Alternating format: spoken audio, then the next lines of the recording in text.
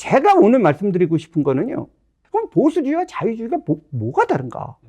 소련에 가서 맨 처음 엉터리 기자 생활을 시작을 하고 그다음에 대학에서 한국어를 가르치고 경제사를 공부하고 있을 때 이렇게 생각했어요. 이념은 다 필요 없어. 이런 거 다 필요 없다. 이런 생각을 했어요. 그런데 저한테 굉장히 강하게 다시 이념과 가치의 문제에 대해서 생각을 하게 만들어주는 사람이 있어요. 발약이라고 하는 사람인데 이 러시아 마피아 두목 이름이에요. 그 당시에 1990년대 러시아 전체는 아니지만 상트페테르부르크 일대에서 가장 강력한 마피아 단체 중에 하나의 이 소위 말하는 그런 편 써도 돼요. 두목입니다. 그러면 이제 발약이라는 뜻은 원래 뭐냐면 자기가 만든 별명 같은데 러시아를 건국한, 그러니까 러시아 이전에 키예프 공국을 건국한 세력이 있는데 이들이 발약이라고 불리는 사람이에요. 이 사람들이 누구냐면 바이킹의 한 일파예요.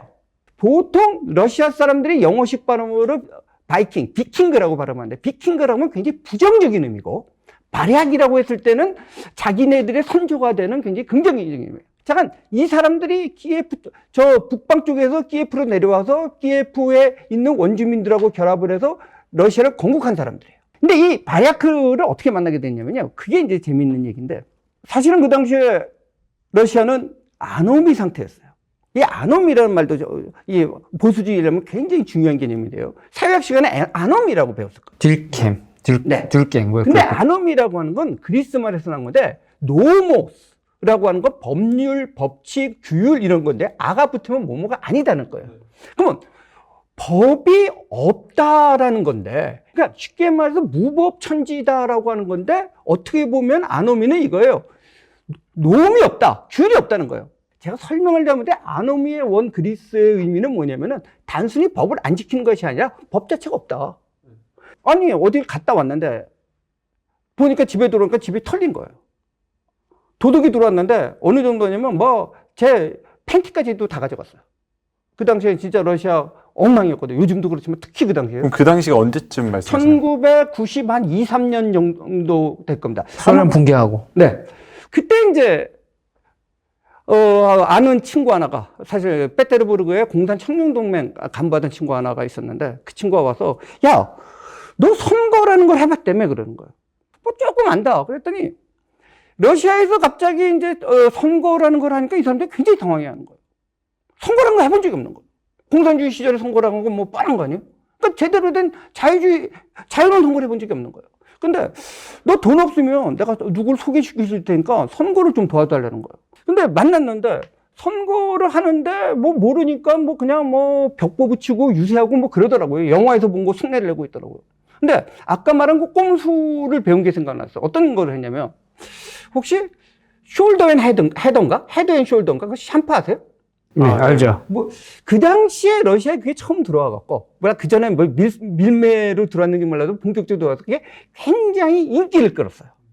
근데 그나마도 조금 먹고 살만한 사람이 쓸 수 있는 거지, 서민들은 못 쓰는 건데. 그래서 어떤 전략을 했냐면, 폴스 플래그 전략이라는 걸 썼어요. 가짜 깃발이라는 거죠. 이게 무슨 거냐. 발약을 시켜갖고 자기 정체를 상대방 유력한 정당을 지지하는 엉터리 시민단체를 하나 만들겠어요. 그러니까 그쪽도 모르는 거 그쪽 황당한 거죠. 주로 건달들로 하여금. 그래 놓고 그쪽 후보 이름으로 그 당시에 마음대로 띠두드리고 워낙 자유로웠어요. 사실은 그 선거법도 좀 어떤 시절? 어떤 걸 했냐면 좀 서민 동네에 가서 할머니들한테 그쪽 후보 운동원이라고 주장을 하고 심지어는 그렇게 다니는 사람들은 진짜 자기가 그쪽 운동원인 줄 알아요. 샴푸를 나눠줘요. 그리고 조금 있다가 봐서 그거 배달 잘못됐는데요. 돌려주세요. 그리고 빼다가 얼마나 화나는지 알아요, 사람이요? 아니 그러면 저 자식들이 분명히 샴푸를 돌리는 거야. 안 돌리는 것도 아니고. 근데 나한테는 안 주고 다른 사람한테 주고 나한테 줬다가 뺏어가. 그리고 걔네들의 임무는 뭐냐면 낮에는 그런 짓 하고 다니다가 밤에는 술집이라든지 이런 데 가는 거예요. 가갖고 괜히 있으면 가서 유지일 후보를 지지하는 걸 가정해갖고 그쪽에 행패하는 짓을 하고 다니는 짓을 하는 거예요. 근데 어쨌든 간에 그런 약간 꼼수적인 선거운동, 한국에서 70년대, 80년대 초반에 유행했던 거를 갖다가 설명을 했더니 굉장히 통했어요. 그래서 생각 이상으로 압승을 했어요. 이 발약이라는 친구는 이렇게 생각을 한 거예요. 제가 제 입으로 말씀드리죠. 어디서 이상한 선거의 천재가 나타나갖고 저 친구 말대로 했더니 선거에 이겼다. 그래갖고 이제 제가 좀 대접을 받았어요. 자, 마피아 두목이 어떻게 생겼을까요? 마피아 그러면 저는 이렇게 막 쇼도로 같이 이렇게 덩치 크고 네, 막 그런 근육질을 하는데 발약을 지금도 생각하면 어떻게 생겼냐면 키가 한 170 정도니까 러시아 친구 치고는 작은 키예요. 러시아 친구 치고. 한국 친구도 제 세대가 아니라 요즘 치면 그렇게 큰 키가 아니죠. 그리고 키만 한 게 아니라 뭐 근육도 없고 좀 왜소해요, 인간이. 그리고 얼굴은 좀 작게만은 얌전하게 생겼어요. 그래서 딱 보면 뭐가 있냐면 그 당시 나이가 좀 있었는데 좀 유럽의 굉장히 부잣집 도련님 그 소년같이 생긴 친구예요. 근데 이 친구가 어떤 친구였냐면 정말 무서운 친구예요. 이 친구는 뭐 사람 죽이는데 전혀 아까 사람 죽이는데 전혀 이 마음의 고통이 적어도 다른 사람이 보면 없어요. 근데 이 사람 같은 경우에는 어떤 생각을 하고 있냐면 세상에 도덕 그런 거 없다. 뭐가 도덕이냐? 이기는 자가 도덕이다. 살아나는 게 도덕이다. 강한 게 도덕이다. 그나마 니체 책을 몇 권 읽어보게 된 계기를 준 친구가 그 친구예요. 옛날 그 이연세 작가 만화에 보면 그 까치가 하는 철학 있죠? 강한 자만이 살아남고 내가 강해야 된다. 세상에 믿을 놈 하나도 없고 나만 내가 믿는다. 이런 식의 소유자예요. 이 선수가 그렇게 강하다 그러지만 결국은 묘한 점이 하나 있었어요. 나이가 굉장히 나이 차이가 나는 와이프랑 살았는데 이 와이프한테 엄청 끔찍했어요. 근데 이 와이프는 남편이 대충 이런 일을 한다는 걸 알지만 관여를 안 하고 아주 독실한 러시아 종교의 교인이었어요. 이 여자가 이 발약이랑 결혼할 때 약속 하나를 했다고 합니다. 일요일 날 교회는 무조건 같이 간다. 거기를 참석해갖고 세상 사람들이 욕도 했어요. 저런 악랄한 그 마피아 살인마가 일요일 날 교회에 온다. 근데 그 선수는 뭐 하나님을 믿어서 교회 온 게 아니라 와이프랑 약속한 거를 지키려고 노력을 해서 교회에 다니는 거예요. 결론부터 얘기하면 이 선수는 죽었어요. 뭐 섬에 있는 호텔에서 이게 바에서 이렇게 한잔하고 있는데 와서 정말 영화에서 나온 것을 기관총으로 갈겠다 그래요. 기관단총으로. 그래서 죽었다고 하는데 이러한 철학. 그러니까 뭐냐면 공산주의 시절에 교육받은 조야한 유물론하고 서구로부터 잘못 도입된 도덕 없는 시장 만능주의적 공유주의가 결합된 사고예요. 사실 그 당시에 보면은요, 러시아가 시장이라고 하지만 오히려 이거는 아마 그 친구도 얘기했던 건 같은 걸로 기억하는데 자본론에 나오는 원시적 자본의 축적. 진짜 그 얘기라는 거야. 뭐 힘센 놈이 다 먹는. 이런 세상이었거든요. 그랬을 때 이러한 세상으로 될 수 있을까? 그 다음에 인간이 아노미 상태에서 살 수 있을까라는 고민을 하게 됐어요. 지는 따로 잘 먹고 잘 사는 지식인들이 그냥 앉아갖고 뭐 법은 없다, 아노미다 뭐 주장을 하지만 실질적으로 세상을 살아가고 있는 사람들이 그런 세상에 살 수 있을까? 이런 문제를 고민했거든요. 그러면서 그 당시에 공산주의를 벗어나면서 한번 말씀드렸지만 하이에크를 읽고 했지만 이러면서 그 당시에 결국은 도덕이 뭔가에 대해서 굉장히 고민하게 됐어요. 그래서 도덕으로부터 해방된 사회가 뭘까?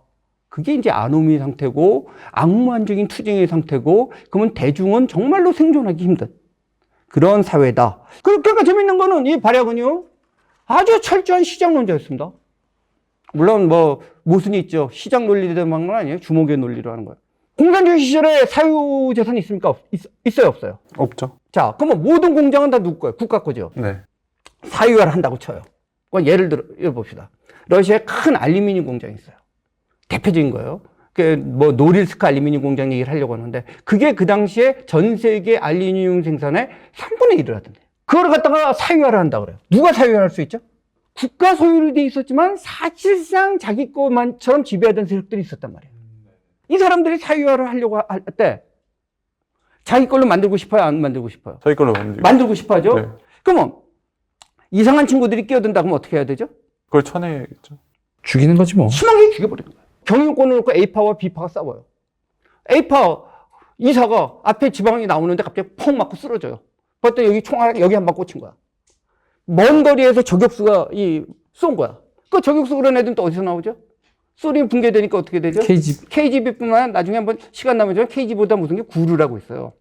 여기 출신 애들이 다 실업자들 애들 있거든요. 얘네들 뭐예요? 그 고용되거든요. 방탄차 타고 가는데 그걸 뭘로 싸우면 RPG로 때려. 이게 마피아예요. 그래서 한국 사람도 그 당시에 무슨 관광객이 러시아 마피아가 무서워서 관광을 못 간다라고 했는데 그 사람들이 한국 관광객을 건드리는 건요. 그 마피아가 아니라요. 국내 불량배들이고 네. 오히려 마피아가 장악하고 있는 지역이 안전합니다. 근데 진짜 마피아들은 그 술집 같은 거 경영하는 그런 게 아니라 기업가. 바로 그런 걸 먹는 거예요. 아니, 세계적인 알루미늄 공장, 세계적인 석유 회사 이걸 그냥 먹어버리는 거예요. 그래서 노브에루스키, 뉴러시안이라고 번역하죠. 이게 등장하는 거죠. 그러니까 뭐 20대 후반, 30대 초반 이런 애들이 세계적인 재벌이 나오니까 뭐 러시아 미인들 거느리고 다니고 심지어는 뭐 아까도 말씀드렸지만 영국 첼시 구단도 사고 겁모르는 이 부자들이 나오는데 이게 마피아예요. 파레크가 공산청년 동맹 간부를 하고 있는데 경제가 마비되는 거예요. 페테르부르크에 식량이 안 오는 거예요. 그러면 이 친구가 관여했던 게 무슨 신발 공장이 있는데 신발 공장의 노동자들한테 월급을 못 주고 월급 못 주는 게 아니라 식량이 안 오는 거야. 그러면 이 친구가 어떻게 이 문제를 해결하느냐. 공산청년동맹 학교에 동기들한테 연락을 해보는 거야. 그랬더니 인근에 깔호주, 협동농장이 있는 거야. 협동농장에 지배인으로 가 있는 놈이 있는 거야. 야, 너네 어떠냐? 그랬더니 아니 우리는 지금 감자랑 밀이 있다. 근데 어디다가 이걸 넘겨야 될지 모르고 썩고 있다. 근데 돈도 없고 공산품이 없다. 그러면 내가 알아서 너네들 뭐 필요하냐? 신발하고 의료 필요하지? 내가 갖다 줄 테니까 너 대신 나한테 식량 넘겨. 근데 운송을 하는 것도 문제가 되잖아. 자, 운송회사 없죠? 제일 좋은 게 그 당시에 뭘 이용했죠? 군. 왜냐? 진짜 잘못하게 그 식량 차 타고 몰고 가면요 습격당해요. 한국 사람들 그 이걸 못하는데요. 서부 영화가 벌어진 거 역마차 습격하듯이 습격당해요. 그러니까 군대 놀고 있잖아요. 그 주둔하고 사단 찾아가요. 사단장 어때요? 죽겠어? 뭐 지금 우리도 지금 식량도 안 들어오고 그래. 내가 갖다 줄게. 대신 너네 자동차 놀고 있지. 수용 차량 지금 트럭 100대만 동원해.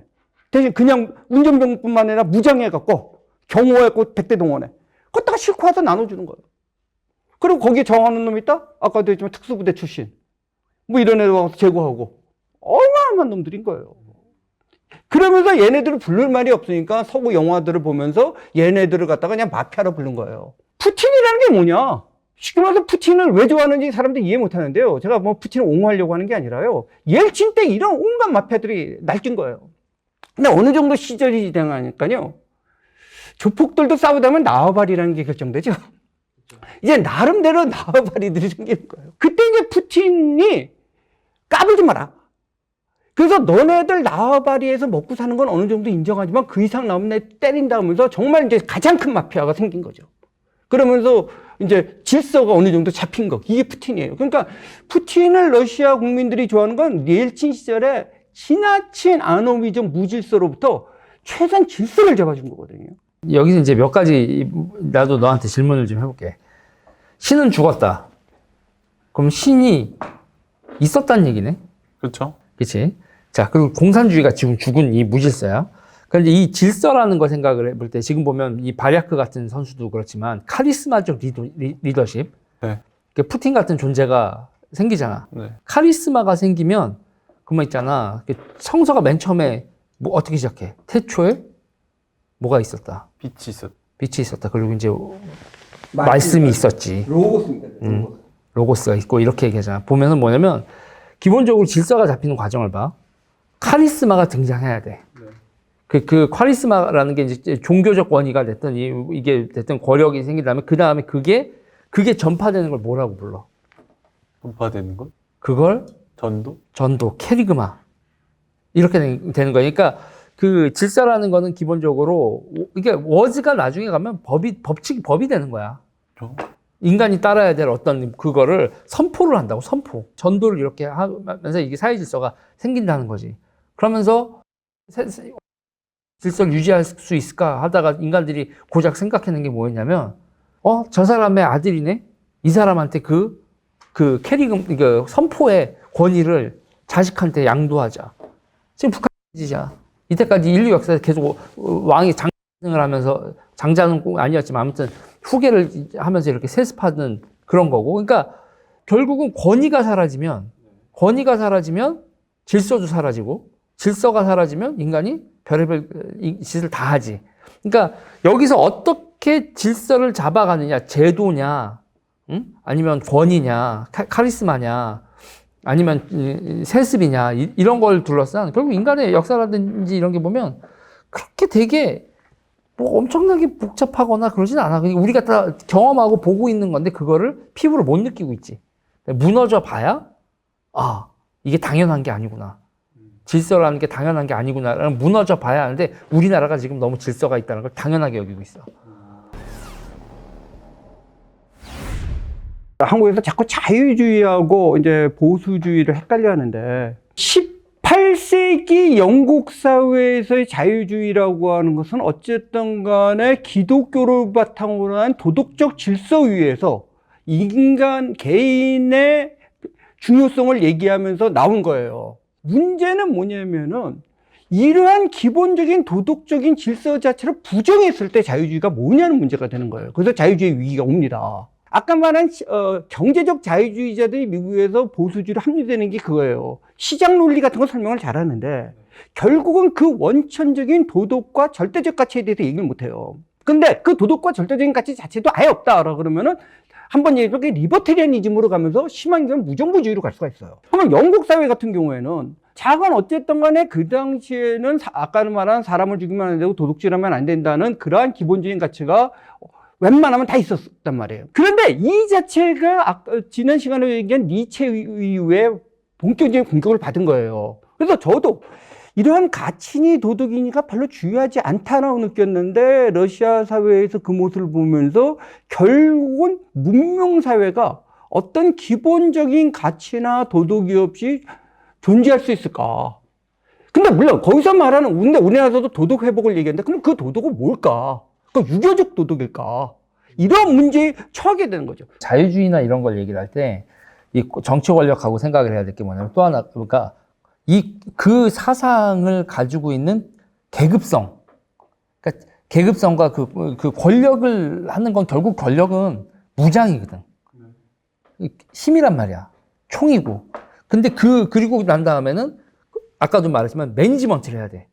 군대에서 차량을 빌려서 여기서 어디서 해서 그러니까 사람들이 원하는 니즈를 문제를 해결하는 매니지먼트를 해야 돼. 아까 발약은 한 거야 그걸. 네. 그런데 보면 이 자유주의 사상이라는 것 자체는 맨 처음에 상인 계급이 밀한 계급적 기반이 있었다고.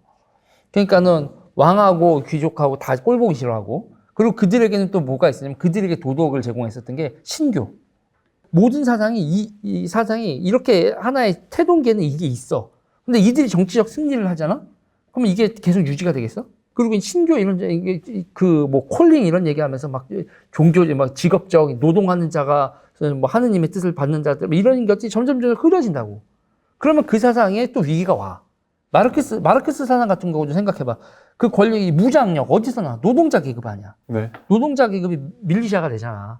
그러니까 스스로 무장을 하고 그리고 그들이 종교적 이걸 하고 거기다 또 뭐가 돼? 그 권위 있는 뭐 마르크스나 거의 종교적 창시자가 나오고 그거에 대해서 그 열성적인 전도를 하고 있는 그 이제 아반떼들이 나오면서 캐리그마가 벌어지잖아. 네. 이게 사상에 있어서의 어떤 이 일반적인 패턴이야. 19세기 말에서 20세기 초반이 정말 진보의 시절입니다. 진보주의의 시절입니다. 그 당시에 거의 모든 지식인들은 진보주의를 믿었어요. 인간의 이성으로 이 세상을 이해할 수가 있고 이해할 수 있으니까 그걸 통해서 인간 사회의 모순을 극복하면서 굉장히 유토피아를 만들 수 있다는 세상 한 거예요. 쭉 유행을 했다가 이게 박살이 나요. 언제 박살이 나냐면 모르면 1차 세계대전과 2차 세계대전에 박살나요.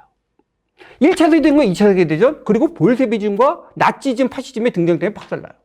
심지어 신학조차도요. 19세기 때 보면 독일 중심에서 무슨 뭐 비판 신학을 주장하면서 적어도 삼위일체 같은 건 없다. 틀렸다. 그 다음에 예수님은 그냥 하나의 조금 도덕 철학가 정도로 만들어보는 게 대세가 됐어요. 그랬다가 다시 삼위일체론이 부활을 하고 강한 대시를 한 것이 바로 이때예요. 그러면서 한국에서는 이미 이제 다시 이거를 뒤집은 상태에서 이제 미국 기독교가 들어와서 삼위일체론을 강하게 했죠. 그러니까 인간의 힘으로 뭘 할 수 있어요. 그때가 미리 얘기하면 요즘에 유발 할라리라고 들어보셨어요? 유발 할라리가 유행하는데 유발 할라리가 진보주의자입니다. 유발 할라리가 바로 그 다 죽어. 우리나라도 유행하지만 서구에서 한물 갔었던 진보주의를 다시 살리는 건데 결국 뭐예요? 과학의 기술이 발전하면 인간이 영생을 얻을 수 있다는 주장이거든요. 유발 하라리. 호모 데우스. 그러니까 호모 데우스거든요. 인간이 신이 될 수 있다는 거예요. 그래서 진보주의, 보수주의 한국적인 문제를 떠나서 서구 철학에서 가장 중요한 건 뭐냐면 영원한 대립이에요. 영원한 대립은 뭐냐? 결국 신의 속에서 인간은 한계를 가졌다고 생각하는 철학적인 배경이 보수주의를 낳는 거고요. 바로 신에 맞서서 싸워서 내가 신이 될 수 있거나 신과 같이 될 수 있는 게 진보주의예요. 그 다음에 기독교 입장으로 볼 때 이거야말로 뭐죠? 죄악이에요. 신에 갑자기 도전을 하고 바로 아담과 이 하와가 저지른 첫 번째 원죄부터가 이거라면 신에 도전하는 거란 말이에요. 이러한 철학적 상황인데 거듭 얘기하면 19세기 때 자유주의든 공산주의든 파시즘이든 이러한 진보주의적 사상이 굉장히 강하게 있다가 이 진보주의에 대해서 반격이 시작된 것은 뭐냐면은 이 나치즘과 볼셰비즘의 등장 그리고 거기에 나타난 후과. 자, 볼셰비즘 얼마나 사람 많이 죽여요. 그래서 자기네 만든 유토피아 만듭니까? 유토피아가 디스토피아 만들거든요. 그 다음에 나치즘. 미국 보수주의자나 이런 만나면 이런 말 해요. 에루살렘과 아테네의 만남 얘기를 많이 해요. 그러니까 이성이 아니라 선포된 거. 이런 측면이 레벨레이션이 있고 또 하나는 인간의 이성, 리진으로 생각하는 그리스적, 아테네적 사고. 이 두 가지 축으로 해서 회복이 돼야 된다라고 보는 거예요. 그러면서 결국 보수주의 정통 맥락을 어떻게 보냐면은 에루살렘에서 아테네로, 아테네에서 로마. 그다음에 로마가 굉장히 중요합니다. 굉장히 현실주의적인. 그래서 로마에서 런던으로, 런던에서 필라델피아로 가는 게 이제 영미식 보수주의고, 진보주의 사상은 굳이 뭐 파리에서 시작돼 갖고 모스크바로 간 겁니다. 그러면서 겸손이라는 거, 프루던스라는 말이 보수주의에서 굉장히 중요합니다. 근데 지금 보면은 자유주의든 공산주의든 혹은 파시즘이든 프루던스가 사라진 거예요. 자기가 다 아는 거예요. 유레카 외치는 거예요. 다 하니까 세상을 변혁시킬 수 있고, 자기가 보니까, 뛰노는 인간을 사랑한다고 하지만 그 인간들은 전부 보면 그 사회학 원자들이에요. 그 실험을 해보고. 보수주의는 웃기는 소리 하지 말라. 그럴 수 없다. 심지어는 자유주의 쪽에서도 얘기하지만 하이에크 같은 경우도 뭐냐면은 인간이 모든 지식을 가질 수 없다. 우리는 그러면 좋다는 말로 번역을 하는데, 좋다는 말이 틀렸다는 건 아닌데, 좋다는 의미가 뭔지를 좀 볼 필요가 있어요. 좋다는 것이요. 객관적으로 좋다는 건지 내 마음에 든다는 것을 따져봐야 돼요. 근데 요즘 미국식 용어도 바뀌어가고 있는데 내 마음에 든다는 걸로 해석하고 있어요. 근데 원래 정통 보수주의자의 주장하거나 그리스 철학적인 굿이라고 하는 것은 객관성이 있는 겁니다. 뭐가 좋은 건지. 그래서 성경을 번역할 때 굳이만 그 굿을 갖다가 뭐라고 선하다고 번역을 해요. 진선미할 때 선이라고 번역하는 거예요. 근데 한국에서는 이미 선의 개념이 없어진 거예요. 또 정반대로 지나치게 그러니까 선의 객관성을 없애버렸을 경우는요, 아노미로 갑니다. 바로 이제 이 문제예요. 저는 이제 항상 이런 얘기를 할 때 이런 사상과 관련돼서 이제 패트런들, 그러니까 후원이라는 거, 그리고 교육기관이, 그러니까 결국은 누군가의 의도와 목적 이런 거를 얘기하는데, 이 미국에서의 진보의 시대에서, 전 진보의 시대에서 이제 가장 대표적인 책을 뭐로 보냐라고 하면 전 그걸 얘기를 하거든요. 그러니까 스탠다드 오일 컴퍼니의 역사. 이런 보수주의의 후원이나 이런 그거에서 누구도 그 구조에서, 보수주의의 구조에서 누구를 비판을 하지 못했냐면 독점 자본을 비판을 못한 거야. 그리고 독점 자본으로 인해서 벌어지는 문제가 이제 실업의 문제라든지, 그리고 이제 독점의 문제라든지 이런 것들에 대한 그거를 이제 거기서 이제 뭐 사회 문제가 이제 골무면서 혁명 사상이 같이 큰 거라는 거지. 그런데 결국은 독점의 문제라든지 이런 거에서 보면 그 스탠다드 오일 컴퍼니의 역사에서 나고 나중에 락펠러가 막 머리 짓뜯고 하는 일도 벌어지지만 내 거야 그런데 이걸 다 찢어 발겨버리잖아. 네, 미국에서. 미국에서 이제 독점금지법 만들고 이거 찢어 발기고, 그리고 이제 여러 가지 뭐 사회정책으로 이제 와그너법 뭐 이런 식으로 해서 노동조합에 관련돼 있는 법도, 우리가 지금 노동 3권 이런 얘기를 하면서 그 노동자들한테도 권리를 주고 파업을 할 수 있는 권리도 사회 제도화하고 이러면서 결국은 이런 독점의 문제라든지 실업의 문제라든지 노동과 착취의 문제를 공산주의자들의 혁명하는 방식은 해결을 못했어. 그리고 걔네들은 결국은 아까도 얘기했지만 그렇게 해서 막 모든 걸 다 유토피아를 만들겠다고 해놓고서는 결국은 아수라장을 만들었잖아. 질서가 없는. 모든 것, 자기네들의 위선으로 선전선동을 하면서 계속 버텨오다가 결국은 실체를 드러내면서 무너져 내렸지. 네. 그 반면 그때 그 좌파들이 캐리그마를 했었던 뭐 노동의 문제라든지 그런 것들 혁명을 부르짖었던 명분이었었던 문제가 미국, 영국, 독일, 일본 뭐 우리나라도 그렇지만 계속 또 제도화를 통해서 이렇게 극복이 되오잖아. 그렇다고 하면은 결국은 문제라는 거에 대한 그런 거지. 매니지먼트의 관점에서 보고 이걸 관리한다. LIC 다 뒤집어 엎자. 이게 나는 그런 그 가장 결정적인 차이라고 보지. 약한 것을 마치 선한 거로 만들고 권력이 없는 사람들이 도덕적 우위를 주려고 하고 그러니까 결국은 뭐냐면은 도덕적 우위라는 거 그리고 그거에서 이제 어떤 그 전도주의적으로 쪽수를 많이 확보한다라는 거 이게 지금 우리 상태에서 지금 봐봐 우리나라에서 지금 정치적인 유일한 가치 판단의 기준은 우리 편이 숫자가 많은 거 이 메스만 남잖아. 소피스트들과 소크라테스의 대립이었다는 건 뭐냐면 사람이 도시에서 같이 살려면 같은 생각을 가지고 동의하는 게 있어야 되는데 그걸 소피스트들이 다 부시는 방향으로 갔거든.